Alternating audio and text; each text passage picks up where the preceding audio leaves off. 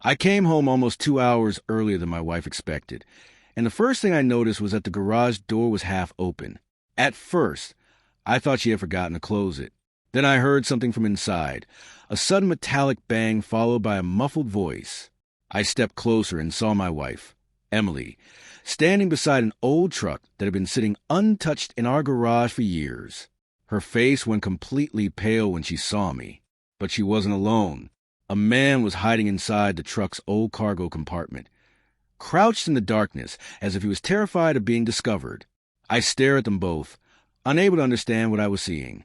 Emily opened her mouth, but before she could say anything, she screamed, "You weren't supposed to come home yet." That sentence frightened me more than the man himself, because it sounded like she wasn't afraid of being caught cheating. She was afraid that I had arrived before something else could happen.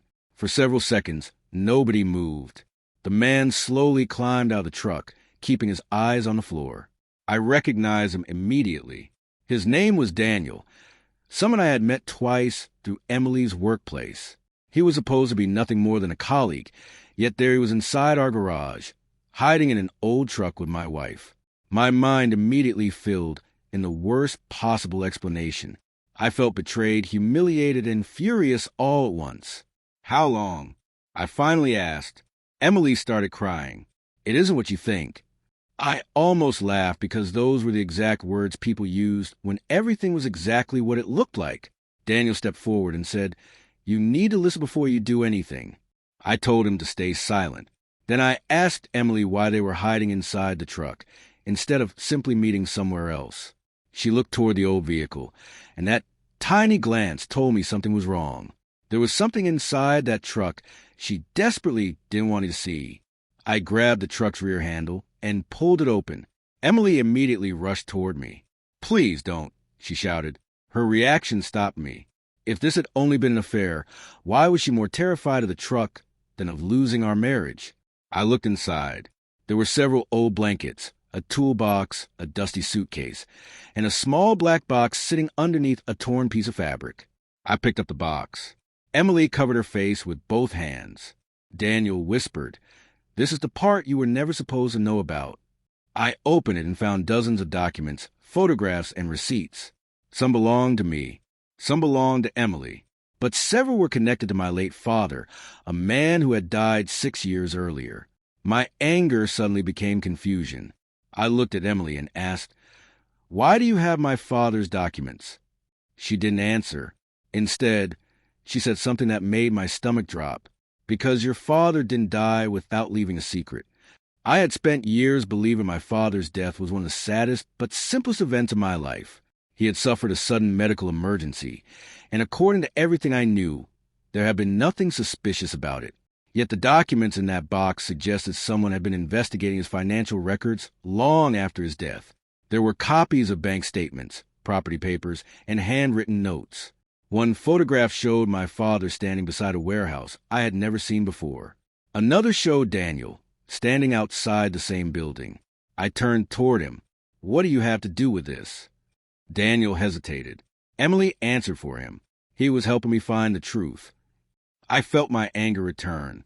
"So you were secretly investigating my father with another man behind my back?" Emily shook her head desperately. "I knew you would never believe me if I told you everything." I demanded to know what she had discovered. She looked at Daniel, then back at me. Finally, she whispered, "Someone close to your family has been hiding money for years." That revelation changed everything, but it didn't erase what I had seen. I still wanted to know why Emily had lied to me. I asked her when this investigation had started. She told me it began 3 months earlier after she found an old envelope hidden inside one of my father's belongings. The envelope contained a name, a bank account number, and a message saying, "If anything happens to me, look inside the truck." I stared at the vehicle behind us. My father had owned that truck before he gave it to me years ago. I had forgotten about the hidden compartment beneath the floorboard. Emily had discovered it accidentally while cleaning the garage. Inside, she found the first set of documents. She became frightened and contacted Daniel, because he worked in financial compliance and knew how to interpret the records. She admitted she should have told me immediately, but she feared whoever had been hiding the information might discover that she had found it. I wanted to believe her, but there was one problem. She had been lying to me for weeks. She had told me she was working late, when she was actually meeting Daniel. She had deleted messages and made excuses about where she had been. From my perspective, that was still betrayal. Emily understood that. She looked at me through tears and said, "I know what it looks like. I know what I've done to you. But I was never meeting Daniel because I wanted him. I was meeting him because I was scared." Daniel quietly confirmed her story. He explained that the documents showed repeated transfers from a company connected to my father's business into an account controlled by someone in our extended family. The amounts were large enough to suggest years of financial manipulation, but they still didn't explain why Emily had screamed when she saw me. I asked her directly. She took a deep breath and pointed toward the garage door. Because someone else knew we were here. A cold silence filled the garage. I suddenly remembered hearing a car outside when I arrived home. I hadn't thought much about it, because I assumed it belonged to a neighbor. Daniel walked to the garage entrance and looked through the narrow opening. "There's nobody there now," he said. Emily grabbed my arm. "We need to leave." I asked why. She told me that earlier that morning, she had received an anonymous message containing only 3 words. "Stop digging, Emily." She had ignored it. Then, while she and Daniel were examining the documents, someone had tried the garage door from outside. They had hidden inside the truck because they believed whoever was outside might still be watching. I felt the anger inside me being replaced by something much worse, fear. This wasn't simply a marriage problem anymore. Someone had apparently known about the investigation. Someone had followed my wife, and whoever it was seemed determined to keep my father's secret buried. We moved the truck away from a wall and discovered a small metal panel hidden behind it. My father had built the compartment himself. Inside was another envelope, much older than the others. My hands trembled as I opened it. The letter was written in my father's handwriting. It explained that he had discovered a financial scheme involving a trusted business partner and a relative. He had planned to expose them, but before he could do it, he received threats. He didn't know whom to trust, so he had copies of the evidence inside the truck. The final line of the letter was the one that terrified me most. "If my son ever finds this, tell him not to trust anyone who already knows about the truck." I slowly lowered the letter. Emily stared at me. Daniel looked toward the garage entrance. Then I realized something. Before I had arrived, only 3 people knew the truck contained evidence. Emily, Daniel, and whoever had been watching them. I immediately suspected Daniel. He had access to financial information. He had been helping Emily, and he knew about the truck. I accused him of leaking the information. He didn't become defensive. Instead, he reached into his jacket and handed me his phone. There was a message on the screen from an unknown number. It said, "You have 1 hour to leave the evidence where it was." Daniel explained that he had received the message the previous night, but hadn't told Emily because he didn't want to panic her. I looked at Emily. She looked genuinely shocked. For the first time, I realized both of them might have been hiding things from me for different reasons. But there was still one person who had never been questioned, my Uncle Richard. He had been my father's business partner for nearly 20 years. He had also been the person who handled most of my father's financial paperwork after his death. The next morning, I confronted Richard without telling him what we had found. I casually mentioned that Emily had been cleaning the garage and discovered some of my father's old documents. His expression changed instantly. He asked whether I had found anything important. That question gave me the answer I needed. He knew about the documents before I told him what they were. I asked him about the old truck. He became defensive and claimed he hadn't seen it in years. Then I placed one of my father's photographs on the table. Richard stared at it for several seconds before saying, "Your father should have destroyed those." I felt the blood drain from my face. He had just confirmed everything. Richard admitted that he had helped move money through several companies years earlier, but insisted he hadn't caused my father's death. He claimed my father had planned to expose him, and he had only tried to protect himself.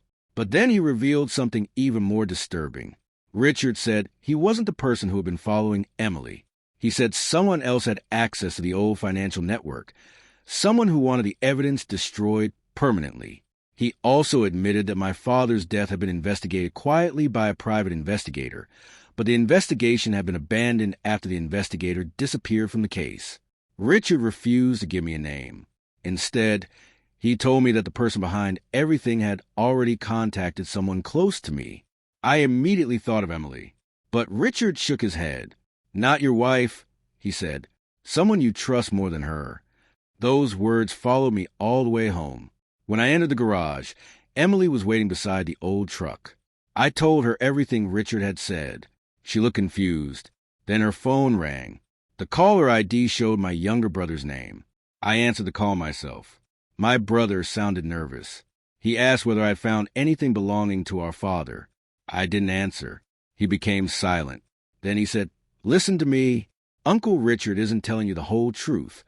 My heart sank. He explained that Richard had been transferring money for years, but he wasn't the only one involved. Someone inside our own family had helped him hide the transactions. My brother had discovered the truth months earlier, but was too afraid to confront anyone. He had been the anonymous source sending information to Emily. That explained why she had been investigating in secret. It also explained why Daniel had been involved. But one question remained. Who had sent the threatening messages? My brother admitted he hadn't. He said he had received one too. The final message he showed me contained a photograph of our house taken from across the street that same morning. That was when I understood the real danger. The affair I thought I had discovered in my garage had never been an affair at all. Emily had made terrible choices by hiding the truth from me, and I had every right to feel betrayed. But the secret she had been hiding was not another man. It was a dangerous investigation connected to my father's past. We immediately contacted the authorities and handed over every document, photograph, message, and recording we had. Richard was later questioned, and the financial records led investigators to several accounts that had been hidden for years. The person who had been watching our house was eventually identified as someone connected to the old business network. The truth destroyed several relationships in our family, but also finally explained the strange events surrounding my father's death. Emily and I didn't magically repair our marriage.